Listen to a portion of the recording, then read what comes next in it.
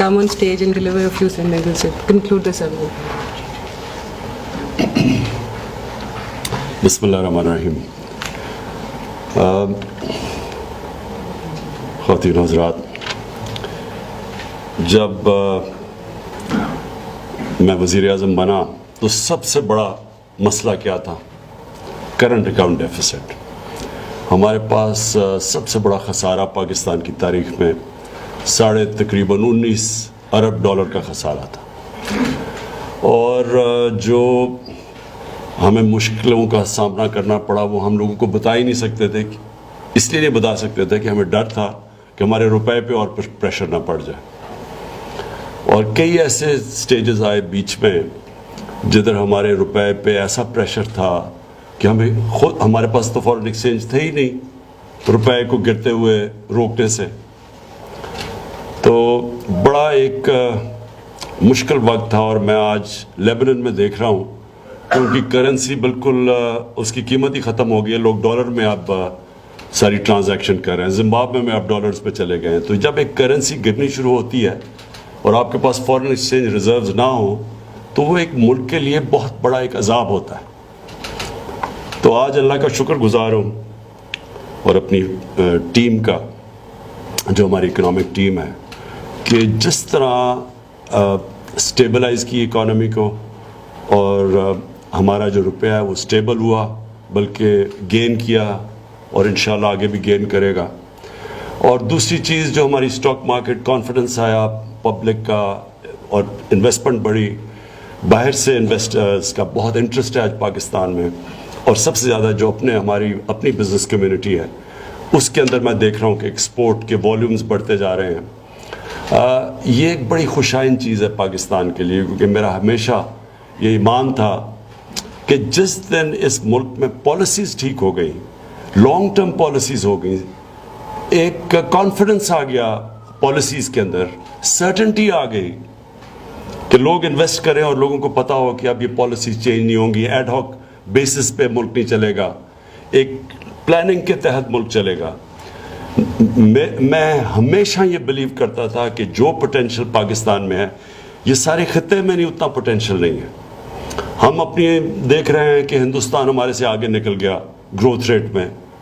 बांग्लादेश, जो एक वक्त पे मैं अपने कानों से सुनता था कि लोग कहते थे जी ईस्ट पाकिस्तान बोझ बना हुआ है वेस्ट पाकिस्तान पे, आज वो आगे निकल गया हमारे से। और ये इसलिए नहीं कि उन्होंने कोई एक्स्ट्रॉर्डनरी तरक्की की है, इसलिए कि हम पीछे चले गए। इंशाअल्लाह ये जिस तरह की हमारी स्टेबिलिटी आ रही है, और जो अब हम लॉन्ग टर्म पॉलिसीज़ की तरफ जा रहे हैं। देखिए चाइना की जो कामयाबी है उनकी लॉन्ग टर्म पॉलिसीज़ है। 20-20 साल आगे जब उन्होंने हमें प्रेजेंटेशंस दी तो उनकी 20-20 साल की पॉलिसीज़ बनी हुई हैं।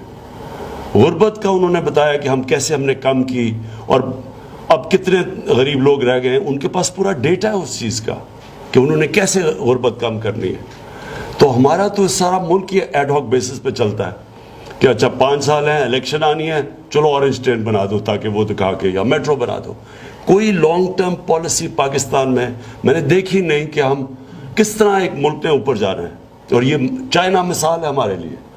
चाइना की जो पॉलिसीज़ हैं, पता है कि क्यों आगे निकल गया मुल्क, क्योंकि विजन है, आगे है, स्टेबिलिटी है, सर्टेनिटी है।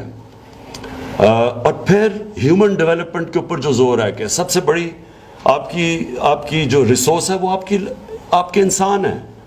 और हमें बहुत बड़े एडवांटेज है चाइना से, क्योंकि उनका एजिंग पॉपुलेशन है, हमारा दुनिया में एक यंग पॉपुलेशन है जिसमें वाइब्रेंसी है। तो अब हम प्लानिंग कर रहे हैं, ये बड़ा मुश्किल पीरियड जिसमें स्टेबिलिटी लेके आया रुपए, ये जो स्टेबल किया इकोनॉमी को।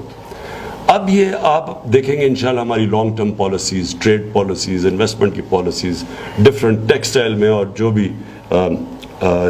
वेरियस एरियाज़ के अंदर, अब आप ई कॉमर्स जैसी हमारी लॉन्ग टर्म पॉलिसीज़ आप देखेंगे। जो शुरू में मैंने एक सबक सीखा कि जब आपका मुल्क खसारे में होता है, जिस तरह हमारा मुल्क کہ ہم دنیا کو جو ڈالرز ملک سے باہر جا رہے ہیں وہ زیادہ جا رہے ہیں, جو ملک کے اندر ڈالر آ رہے ہیں وہ کم آ رہے ہیں, یعنی امپورٹ ایکسپورٹ میں بھی گلف اور جو کرنٹ اکاؤنٹ ڈیفیسٹ, وہ کبھی بھی ملک سٹیبل نہیں رہ سکتا. یہ سب سے امپورٹنٹ چیز ہے کرنٹ اکاؤنٹ ڈیفیسٹ.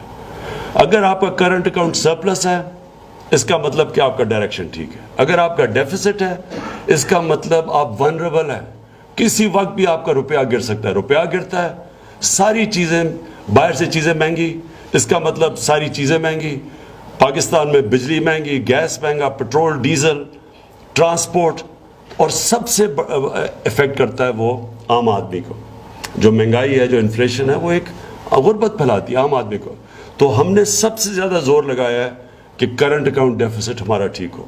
سب سے بڑا خسارہ تھا, اب 4 سال کے اندر پہلی دفعہ ہمارا کرنٹ اکاؤنٹ ڈیفیسٹ سے سرپلس میں چلا گیا, جو بہت بڑی اچیومنٹ ہے. جو میں فائنلی بات کرنا چاہتا ہوں اپنی بزنس کمیونٹی کے لیے, دیکھیں ملک میں جب تک ویلتھ کریشن نہیں ہوتی, ملک تو اپنے قرضے بھی نہیں واپس کر سکتا. تو ویلتھ کریشن کون کرے گا؟ Business community. ہماری گورنمنٹ کا پورا زور لگا ہوا ہے اپنی بزنس کو, اپنی اور اسپیشلی انڈسٹریلائزیشن کو پروموٹ کرنا. آج میں نے میٹنگ کی ہے جو مسلسل کرتا رہوں, کیسے ہم نے اسمگلنگ روکنی ہے.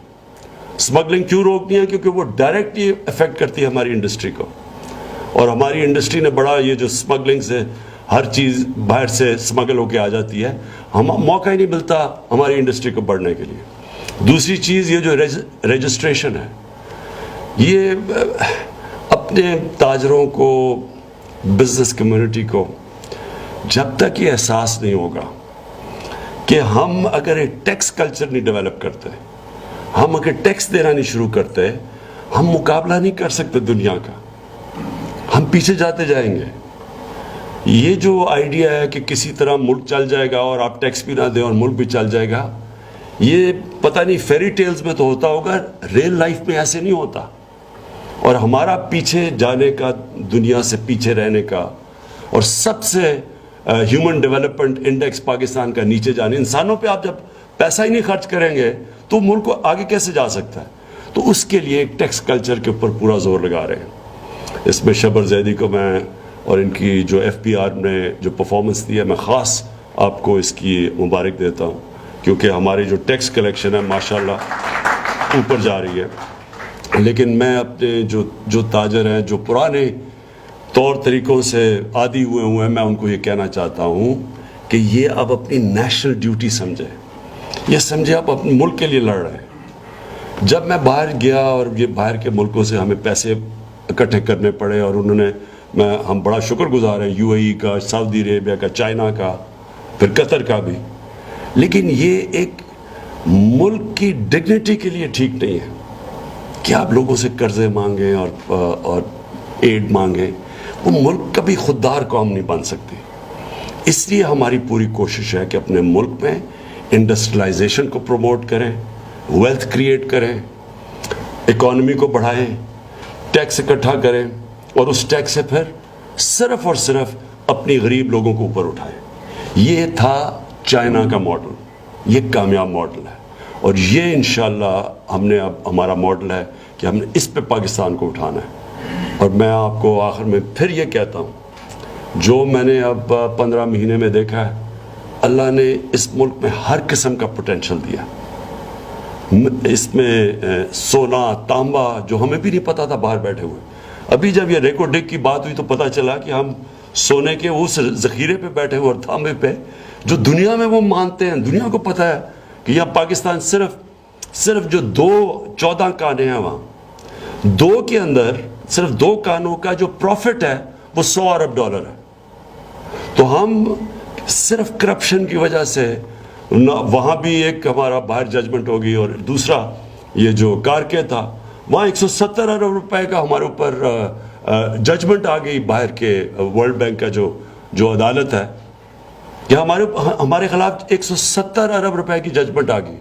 وہ تو ہم شکر ادا کرتے ہیں پریزیڈنٹ اردوغان کا کہ انہوں نے پھر یہ ختم کیا, اور وہ ہمارے اوپر سے بہت بوجھ اترا, اور اب لگے ہوئے ہیں دوسرا بھی ریکو ڈیک کا بھی، جدھر 900 ارب روپے کا ہمارے اوپر ڈیمیجز عدالت میں ادا کر دیے ہیں، اس پہ بھی لگے ہوئے ہیں اور انشاءاللہ کوشش کریں گے. لیکن یہی نہیں کہ صرف کرپشن نے یہ ہمیں نقصان پہنچایا، بٹ اگر یہ کرپشن نہ ہوتی تو یہ سوچیں کہ اب تک اربوں روپے کی ہر سال ہمیں وہاں ریکو ڈیک سے پاکستان میں تانبا اور سونا نکل رہا ہوتا، تو وہ ملک کو کہاں سے بلوچستان کدھر سے کدھر جا سکتا تھا، پاکستان کو کتنا فائدہ ہو سکتا تھا، بجائے اس کے کہ وہ ایک کرپشن کی وجہ سے یہ سارا ڈیزاسٹر ہوا جو آج پاکستان کو اتنا بڑا فائن ہوا ہے، جو انشاءاللہ ہم کوشش کر رہے ہیں، پوری گورنمنٹ لگی ہوئی ہے کہ ہم اس میں سے کسی طرح اس میں سے نکلائیں. میں آپ سب کا شکر گزار ہوں.